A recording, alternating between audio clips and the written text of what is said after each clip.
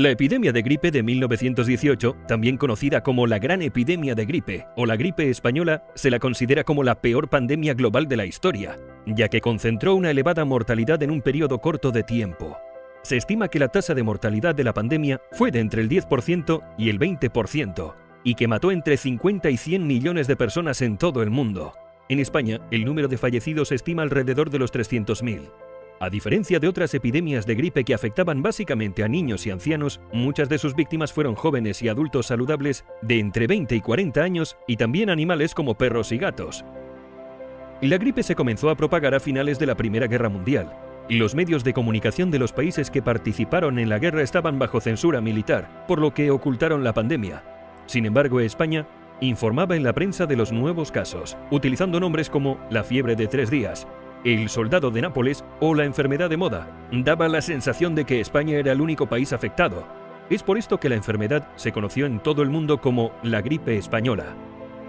Aunque en otoño de 1917 la enfermedad ya se había presentado en 14 campamentos militares, algunos consideran como paciente cero al cocinero Gilbert Mitchell, del campamento de Fort Riley, en Kansas. Mitchell ingresó en la mañana del 4 de marzo de 1918 con fiebre y dolor de cabeza a la enfermería, y unas horas más tarde ya había más de 100 casos en tratamiento, por lo que tuvieron que habilitar un hangar para atender a los pacientes.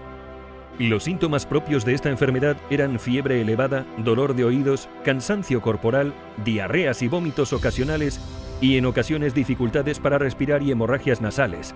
La mayoría de las personas que fallecieron fue a consecuencia de una neumonía bacteriana secundaria, ya que no había antibióticos disponibles. Sin embargo, un grupo murió rápidamente después de la aparición de los primeros síntomas en tan solo 2 o 3 días. A mediados de abril de 1918, la gripe ya hacía estragos en las trincheras de Europa Occidental.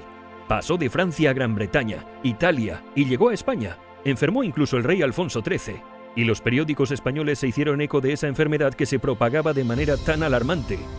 Como se puede apreciar en este gráfico, la mayor parte de las víctimas mortales cayó en solo 13 semanas, de septiembre a mediados de diciembre de 1918, en lo que se conoce como la segunda oleada. Las personas y poblaciones más pobres sufrieron de forma especial las consecuencias de esta gripe, pero también afectó a gobernantes como el presidente de los Estados Unidos, Woodrow Wilson, el primer ministro británico Lloyd George o el Kaiser Guillermo. El pintor Edvard Munch incluso lo plasmó en un autorretrato, y otros como Gustav Klimt no sobrevivieron a la enfermedad. Todos los periódicos del momento recogían anuncios con remedios milagrosos. Destacan los elixires, aguas medicinales, tónicos y otros remedios.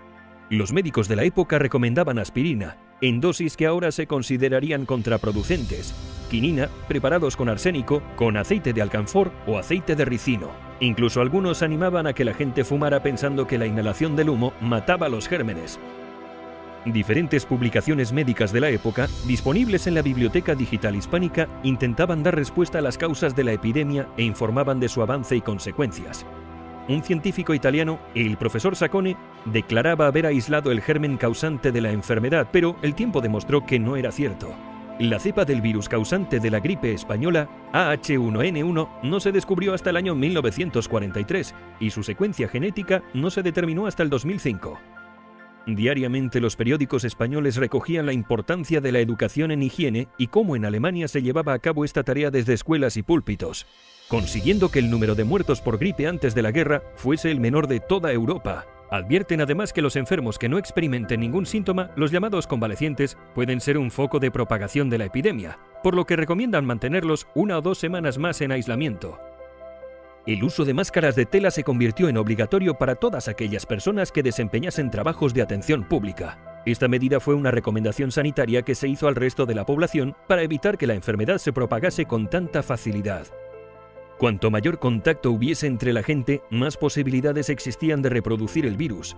Se empiezan a tomar medidas preventivas desde el gobierno para intentar parar esta crisis. Los teatros, circos, talleres, fábricas y locales públicos son desinfectados y se suspenden algunos eventos. Se prohíben importar mercancías desde Marruecos. Se identifican a los forasteros que entran en las poblaciones. Se prorrogan indefinidamente matrículas y exámenes e incluso se da libertad a los rectores para que suspendan las clases si lo ven necesario. La tercera y última oleada fue más benigna, ya que mucha población estaba ya inmunizada, dando por controlada la pandemia en la primavera de 1919. Y es que la enfermedad terminó por sí sola, En verano de 1920, el virus había desaparecido. Mientras que le ganó la batalla a los más débiles, el resto quedó inmunizado.